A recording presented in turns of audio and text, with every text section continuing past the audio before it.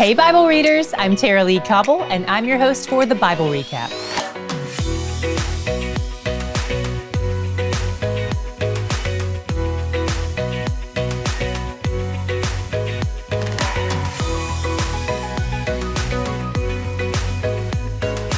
Today we meet our 12th and final judge, Samson. He may be the only one you've heard of before. He's definitely the most famous, in part because his story is the most detailed in the book, but also it might have something to do with the fact that he feels like the closest thing Christian culture has to a traditional superhero. I hope today's reading helped paint things a little more clearly because he's probably the worst and most wicked of all the judges in the book.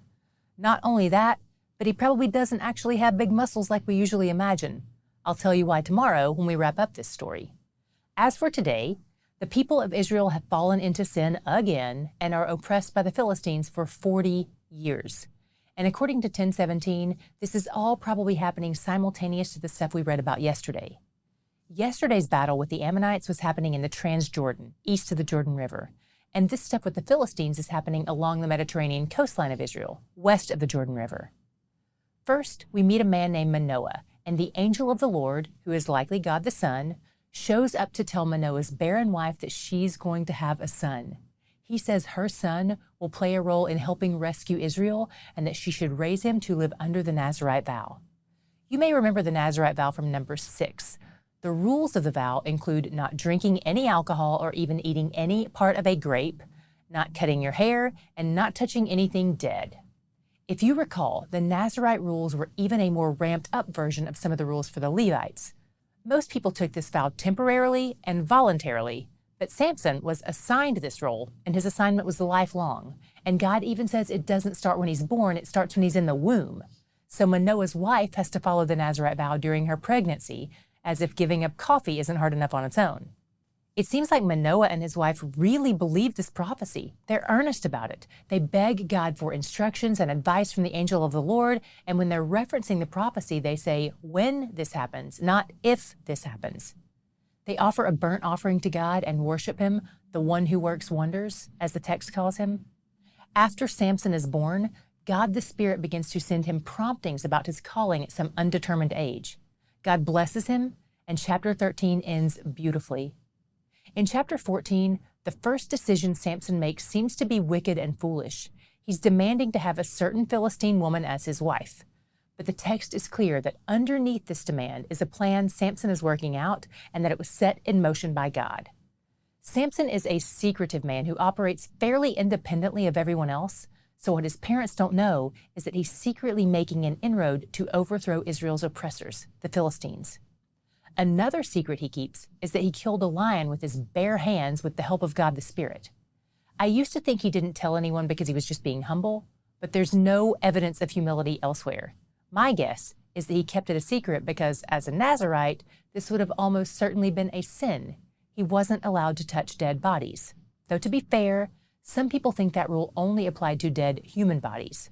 But if it did apply to all dead things, and I'm inclined to think it did, then not only did he touch the dead lion when he killed it, but he also touched it a few days later when he scooped the honey out of its carcass. This is where we're starting to see outright that Samson makes a lot of foolish decisions. He's prideful and entitled, driven by lust and impulsive desires, and he also seems to break every single rule of his Nazirite vow. His pride begins to rear its head at his wedding feast, which, by the way, almost certainly involved lots of alcohol that he wasn't supposed to drink, but most likely did. He taunts 30 Philistines with a riddle, which he made up based on his likely sinful encounter with the lion, and when they can't solve it, they coerce his wife into getting the answer from him. This is where we see his first sign of weakness: women. When the guys tell him the answer to his riddle, he's furious and embarrassed. Not only did he lose the bet, but he was betrayed by his new wife during his own wedding feast. So he decides to go to another Philistine town, kill them and take all their clothes, which certainly involves touching their dead bodies, to give the clothes to the men who told the riddle.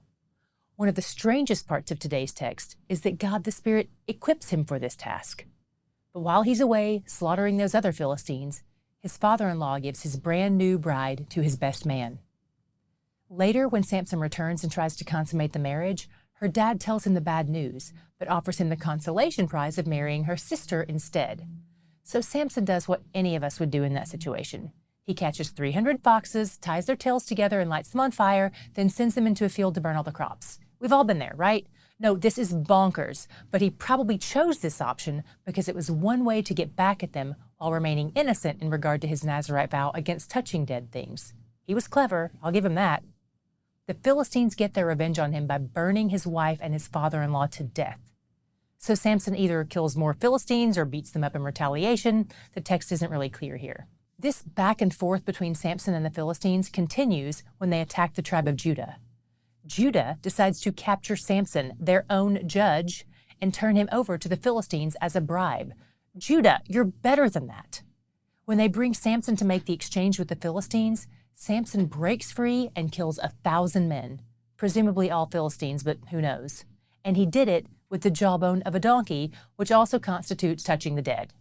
And so does killing people, probably. We're not even really to the story he's known for, and you can already see what a rebel he is. One of the things you may have picked up on is that the other judges fought with armies, but Samson didn't. Samson was the army. He does his own stunts. Every Philistine who died on his watch died by his hand.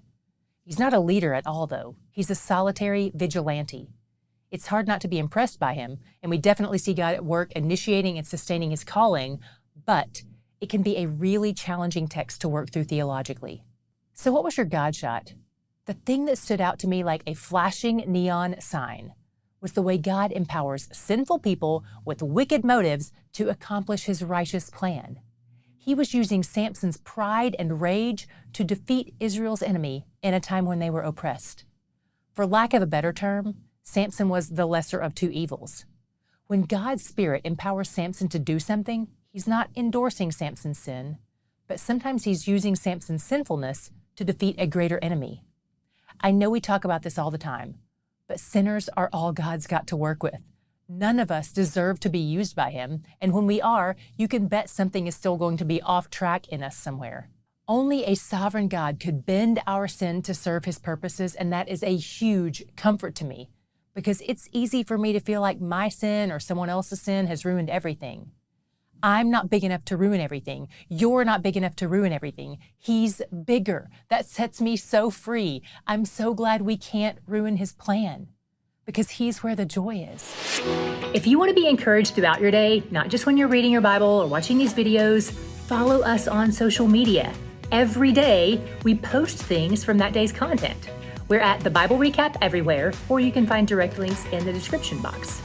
Also, as you can imagine, across all our platforms, we get tons of questions every day, and unfortunately, we're not able to get to all those. So if you're a person who has lots of questions when you read, like me, I would love to invite you to join the RECAPtains. Our lowest support tier gives you access to our official RECAPtain discussion group on Facebook. It's a deeper level of community and connectivity. We love being a part of those conversations, and I would love for you to be a part of them too.